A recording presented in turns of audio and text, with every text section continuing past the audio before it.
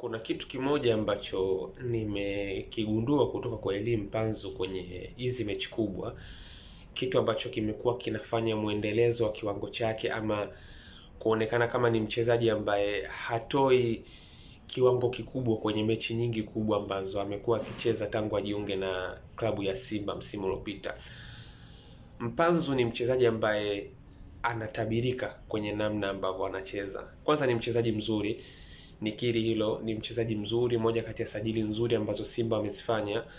Lakini kitu ambacho naona kinampa shida kwenye hizi mechi kubwa ni kwamba ni mchezaji ambaye ana element ya kuwa anatabirika. Alafu pia kutabirika kwake kunakuja kwamba ni mchezaji ambaye anacheza zaidi kwa kuangalia mahitaji yake kuliko kwa kuangalia mahitaji ya timu. Yaani kuna muda kwenye hizi mechi kubwa inabidi ujue namna ya kubadilika kulingana na nyakati.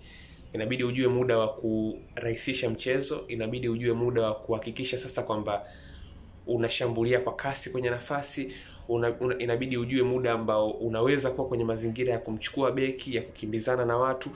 Nafikiri kwa kiasi kikubwa sana Mpanzu game yake inatabirika katika namna ambayo akipokea mpira kwa kiasi kikubwa ni mchezaji ambaye anataka kufanya runs na mpira kila wakati, dribble katika mazingira ambayo mara nyingi anakuwa pia hayaruhusu yeye kufanya hivyo.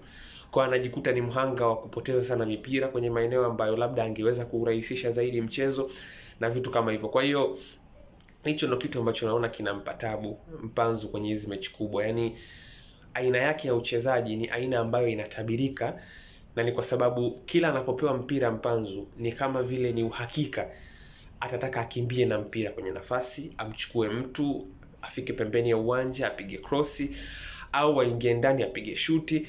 Kwa hiyo kuna element fulani ya kuwa ni mtu ambaye unajua nini atafanya akipata ule mpira kwenye miguu yake. Kwa hiyo hiyo ndo changamoto ambayo inaonekana kuwa inampa tabu kwenye hizi mechi kubwa. Of course inapokuja kwenye issue ya hizi mechi zingine za ligi za kawaida au dhidi ya wapinzani wa kawaida, hiyo inaweza isiwe issue kwa sababu bado ukitizama kiuwezo anaweza kuwa na daraja la juu kuliko wale wapinzani ambao wanakutana nao, pengine kuliko fullbacks ambao wanakutana nao, pengine kuliko wapinzani kwa ujumla ambao wanakutana nao Simba. Lakini inapokuja issue ya hizi mechi kubwa, wapinzani wazuri wanapokuwa wanakutana na Simba, ni rahisi kumsoma mchezaji ambaye ana sifa ya kuwa anatabirika kama Mpanzu, na ni rahisi kujua ni namna gani pia ambavyo wanaweza wakamdhibiti ili kupunguza uhatari wake kuelekea kwenye lango lao kwenye mchezo ambao wanakuwa wanakutana. Kwa hiyo kitu ambacho nakiona kwa Mpanzu kinapaswa kubadilika ni kujua muda gani wa kuibeba mechi mwenyewe, lakini muda gani wa kufanya mchezo uwe rahisi, kuitazama pasi nyepesi, kuangalia pasi ya ndani,